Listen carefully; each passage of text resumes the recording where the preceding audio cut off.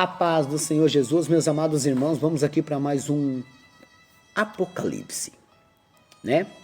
Mais um estudo. Hoje é o áudio 35. Glórias a Deus por isso. Bom, presta atenção nessa história aqui, ó. Apesar do seu tamanho, o navio oscilou no sentido de bom bordo. Stephen Spignesi diz em seu livro As 100 Maiores Catástrofes da História que o Titanic era considerado insubmergível. Segundo ele, nada poderia afundá-lo, né? A possibilidade de que ele afundasse era tão remota que seus construtores decidiram, por motivos estéticos, reduzir o número de botes salva-vidas. Vocês, alguns aí conhecem, outros não. Acreditando que eles jamais seriam necessários, então eles diminuíram a quantidade de botes. Este foi um erro incalculável. Uma vez no mar, qualquer embarcação está sujeita a naufrágio. Conta-se que alguém teria dito: nem Deus afunda este navio. Excluir Deus da embarcação da nossa vida, como diz C.S. Lewis, seria o mesmo que cortar o galho onde estamos sentados.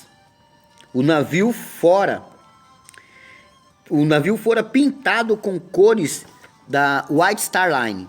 Casco negro, uma faixa vermelha junto à linha d'água, superestrutura e compartimentos superiores brancos, mastros e chaminés amarelos, sendo que essas últimas terminavam em uma larga faixa negra. Suas estatísticas tinham se tornado amplamente conhecidas e citadas graças à extensa cobertura da imprensa nacional, local e técnica. Então todo mundo estava acreditando que nem Deus podia com aquele grande navio. Provavelmente qualquer estudante seria capaz de recitar as medidas de seu casco. 269,8 metros de comprimento, 29,56 metros de envergadura e 10,36 metros de calado, informa Leo Marriott.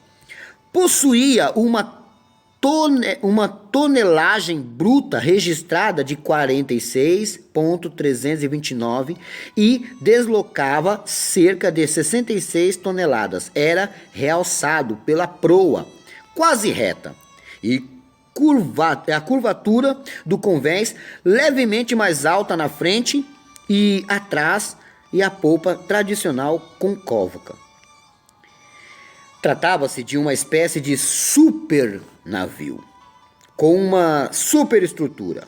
Mastros altos foram plantados na proa e na popa, sustentando os cabos de sinalização e as antenas do poderoso equipamento de rádio, um item relativamente moderno na navegação. Ele foi projetado e construído de tal maneira que permaneceria flutuando mesmo que 3 ou até 4 de seus 16 compartimentos em estanques inferiores sofressem alguma inundação. Só não se prepararam para o que os aguardava. O navio não havia sido projetado para suportar inundação em 6 de seus compartimentos. Ninguém envolvido no projeto e construção, e nem mesmo os membros da tripulação, acreditava haver a mais remota possibilidade de que um acidente viesse a inundar mais do que 3 compartimentos. Isso aqui é para nos mostrar que a gente conta muito com que o que a gente tem é suficiente para chegar ao céu. Pode ser que precise de mais. Portanto, a hipótese de naufrágio era inimaginável. Mas quem poderia supor que uma agulha no palheiro, se pensarmos no tamanho do iceberg, comparado ao Atlântico, perfuraria o casco do gigante Titanic, como se perfura uma bexiga boiando na água? Meus irmãos, é como se ali fosse o dedo de Deus que rasgou o casco. O dedo mindinho de Deus, né? Tudo isso é para nos deixar um alerta. e um grande sinal, porque os sinais não foram atendidos. Ele havia recebido inúmeros avisos alertando sobre o perigo, mas ignorou-os. A primeira dessas mensagens recebida foi às 9 horas no domingo, meus irmãos. O Titanic estava indo e poderia ser evitado se eles ouvissem os sinais. Eu vou repetir porque alguém aqui talvez não está entendendo. O perigo poderia ser evitado e poderá ser evitado se alguém ouvir os sinais. A caminho do fim, ou Apocalipse, são os sinais. Então, às 9 horas, ele recebeu, isso foi no domingo, conta Léo Marriott, veio da Caronia, barco da Cunard, que navegava a leste de Nova York e era endereçado especificamente ao Titanic. Dizia o seguinte: vapores a oeste relatam grandes ruídos, icebergs e campos de gelo. Olha só. Teve mais avisos, mas eu não vou ler todos aqui não, tá? Não vou ler todos. Isso aqui são sinais. O trágico fim, meus irmãos. Era meia-noite. Meia-noite e 15. Dava-se início à operação de salvação com um grande problema pela frente. Era apenas 20 barcos para mais de 2.200 pessoas. Vê se isso aqui não parece Jesus vindo buscar o seu povo. 2.200 pessoas estão preparadas. Olha aí.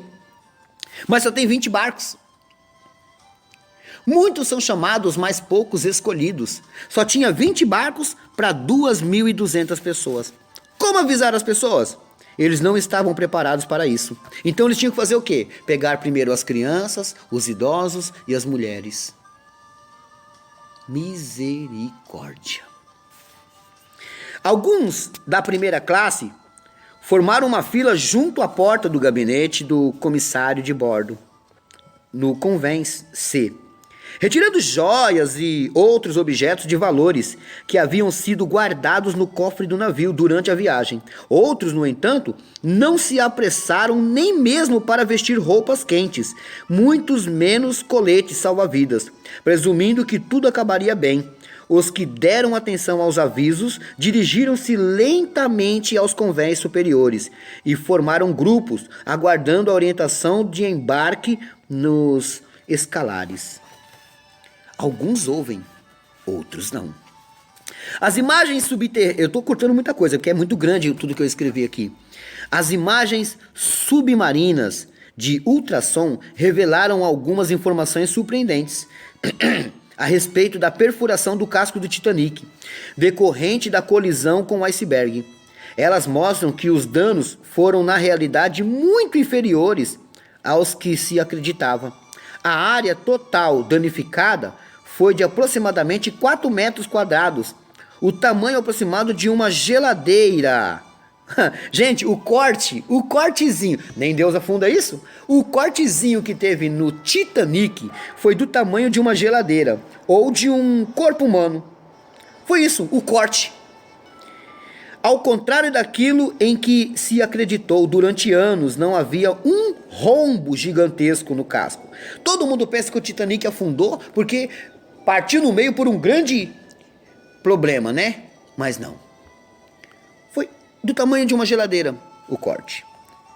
Cair naquelas águas era a morte certa, sem ter condições de nadar, sem ter nada, sem ter para onde nadar e como ir, né? Após a noite fatídica na manhã seguinte, o Carpathia resgatou apenas 705 sobreviventes, infelizmente, 1.517 pessoas, entre quais o capitão Edward Smith, que foi o capitão daquele navio, afundaram com um navio. Tal destino teria sido evitado se ao menos tivessem havido melhor preparo para aquela hora, a hora do fim, e se eles tivessem escutado os avisos. Aprendeu com o Titanic? A caminho do fim. São coisas que eu quero passar para vocês, tá? O estudo, assim que eu já chegar ali no finalzinho, logo acaba, então eu tenho que dar um pouquinho mais de alimento para vocês de coisas que é parte do Apocalipse. Creio que você aprendeu. Deus abençoe a todos e fiquem todos na paz do Senhor Jesus.